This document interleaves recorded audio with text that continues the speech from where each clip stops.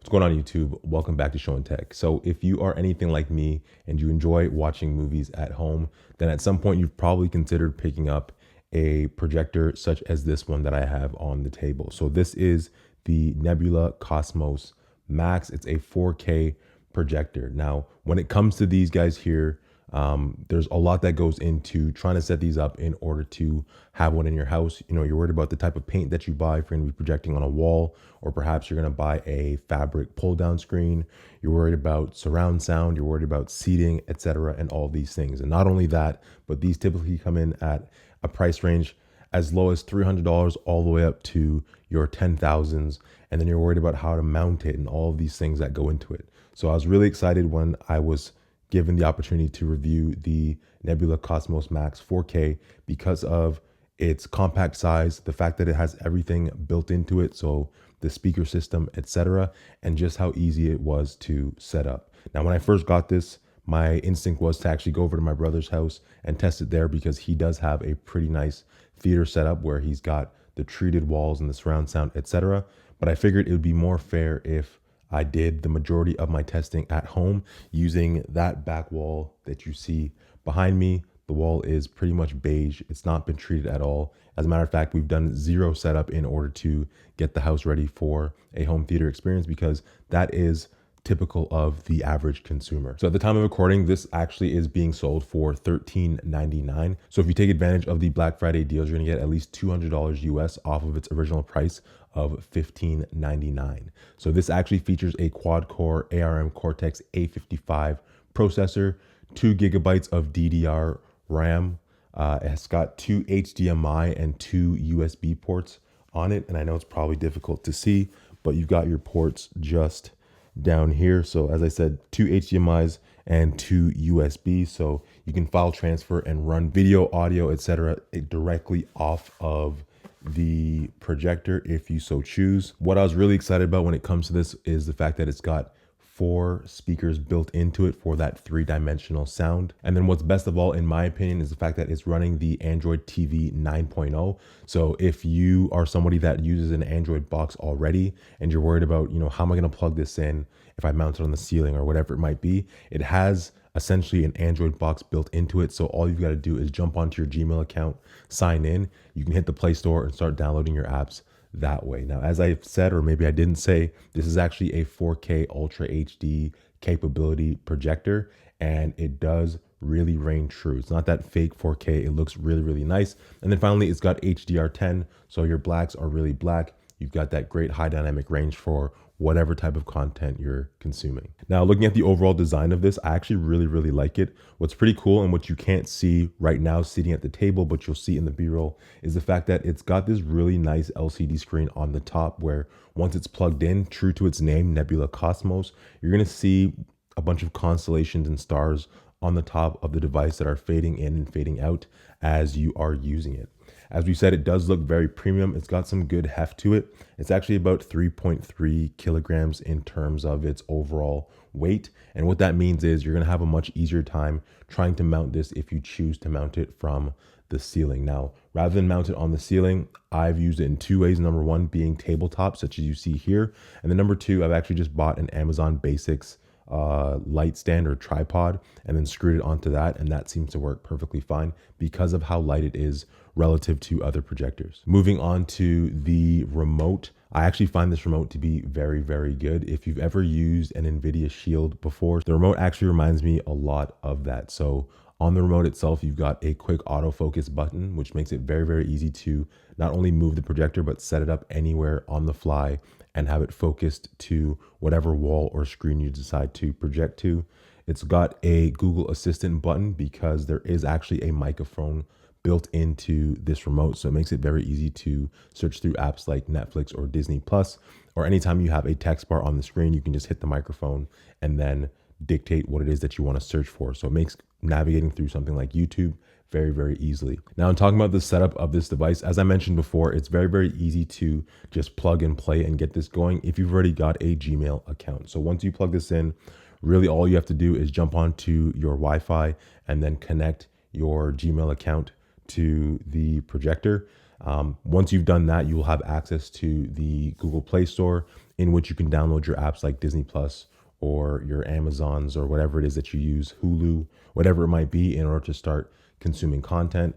It has everything that you would expect from a Google device already built in. So you've got that immediate access to YouTube and YouTube Music and things like that. Not only that, but it has a Chromecast built in. So if you're using an Android phone or if you're using a PC, you're readily able to connect to this box and start streaming media directly to it. And then, as I was saying before, because of this handy remote here with the microphone on it and that Google Assistant button, you're actually able to connect this to your Google Home. If you've got smart devices in the house, you can use this projector as your smart home hub and control the lights or your locks or whatever it might be that you've got connected as a smart device in your house, as long as it's on the same Wi-Fi network. Now, what I love most about the setup of this guy here is the fact that because it's a tabletop projector, or one that you can decide to mount on the ceiling or on a tripod, the assumption is that you're going to be moving this around a lot. And so they've made it very, very easy to not only set up the focus on this guy here, but also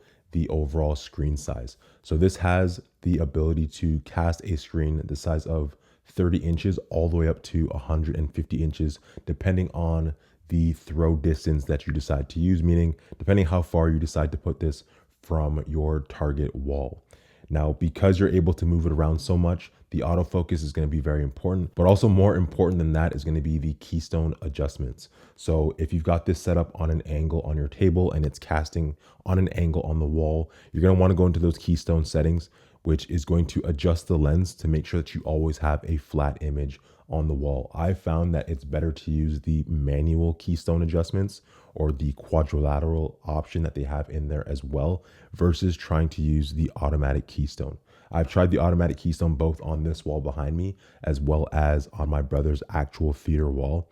And in both instances, the auto Keystone didn't do a very good job in throwing the image on the wall accurately. So I would suggest doing it manually. It's very, very easy to do, and it's extremely fast to set it up on your own as well. In addition to that, you've got access to the zoom feature. So depending on the size of wall that you have, you're able to cast a screen that is 30 inches all the way up to 150. But depending on where you put the device, the proximity of the device to the wall, you're not limited to the size based on distance. So you're able to use the zoom feature in order to increase the size or decrease the size of the image that you're throwing on the wall if you were limited in that sense. So for me, I obviously don't have 150 inches of screen space or of wall space behind me just on top of the couch. So I simply adjusted the Keystone values just a bit and then zoomed it as large as I could before my lamp and couch and other things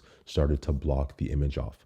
At my brother's house, we were actually able to blow it up all the way to 150 inches, even though our throw distance was probably somewhere closer to the 3 to 4 meter mark. All that is just to say that you've got a lot of versatility with this device. This is definitely something that you could use if you own a larger house or if you're living in a smaller condo and you're not able to adjust your distance as much. You're good to know that no matter where you put this, it's going to fit on the wall perfectly. So in terms of the overall review of this device and the actual user experience, it's actually been really, really good.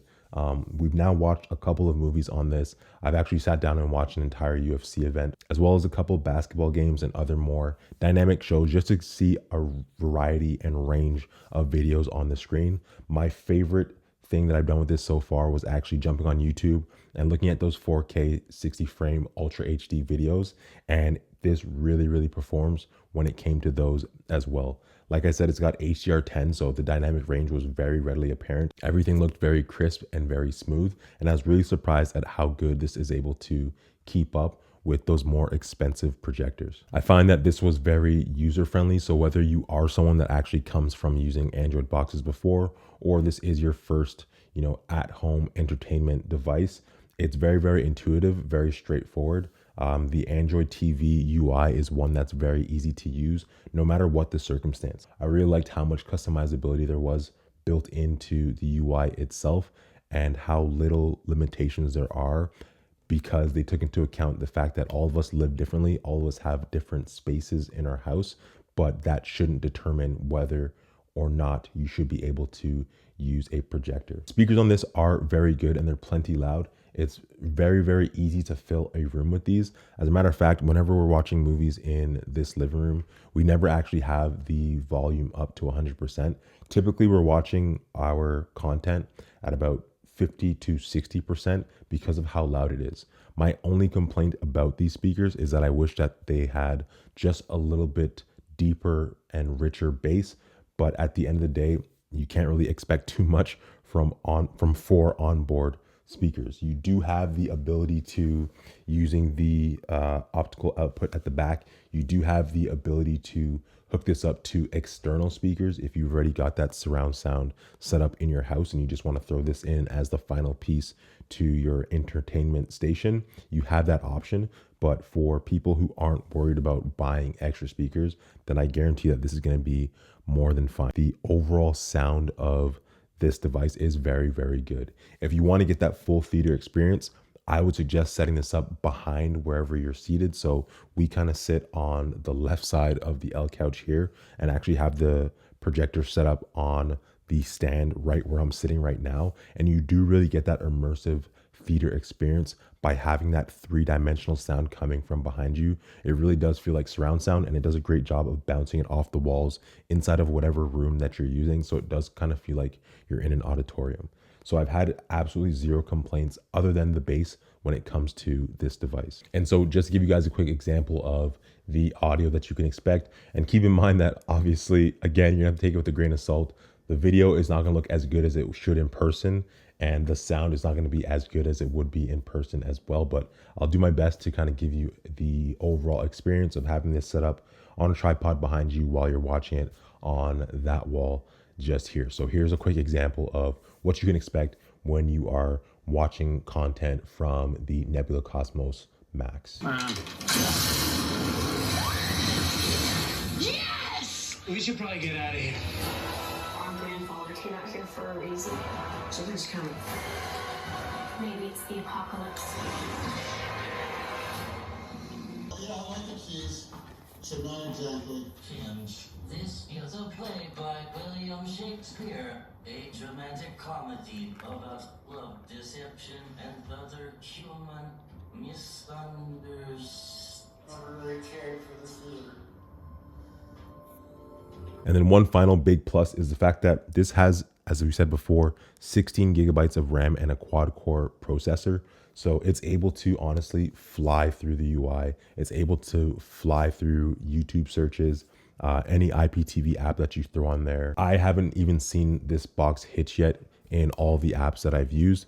No matter if I was watching video in 4K 60 and trying to navigate through the menus and change bit rates and all of those things, it's able to keep up very, very well with anything that I threw at it. So at a price point of right now $13.99, this is really easily the most recommendable projector that I could throw if anybody were asking me what they could pick up. Now, it's important to remember that Nebula does create a full line of projectors. Their lowest cost projector is, I think, $300. It's more portable. It's got like an internal battery, etc. This guy here is actually their flagship projector. So you're gonna get the most features, you're gonna get the best quality, the best sound, etc. out of this one here. But even if this is out of your price range, if you just jump on the Nebula website, you can see just how many projectors they have. I mean, they even got one that is exactly the same as this. However, it doesn't have 4K capabilities. It's capped at 1080. So maybe that is more in your avenue and you're not worried about having 4K or the nice starry background on the top, then there's definitely tons of other options out there. But that's pretty much it in terms of the Nebula Cosmos 4K. If you've got any questions for me or anything that you want to see out of this box specifically because you're on the fence about buying it this week on Black Friday, then feel free to drop a comment down below and I will be sure to answer it as fast as I can. But that is pretty much it. So much love as always, throwing up two of them, and I'll catch you guys in the next one. Peace.